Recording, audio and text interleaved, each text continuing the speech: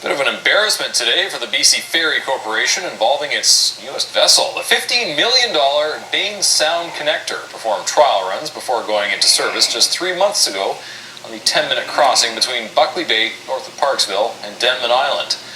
Around 9:30 this morning, there was a problem with a hydraulic hose which caused the cable ferry to break down midway. 25 passengers were taken ashore via water taxi. The ferry is going to be towed to Buckley Bay for repairs.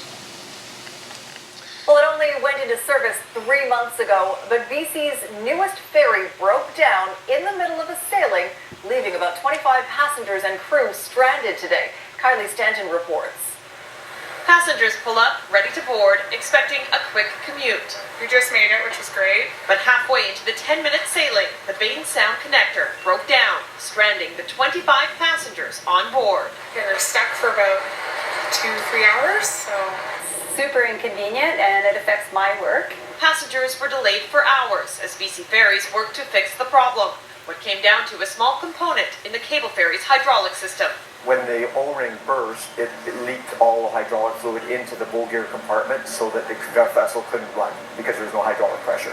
The cable ferry is the first to be introduced to the fleet, a cost-saving measure expected to save $1.7 million a year. It's been operating between Buckley Bay and Denman Island since early February, successfully sailing more than 1,600 times.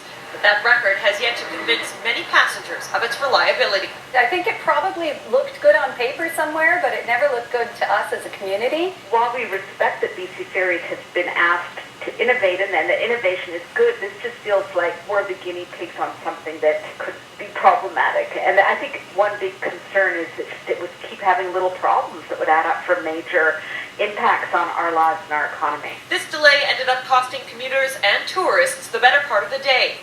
3 hours after breakdown, the vessel makes its way back to Buckley Bay.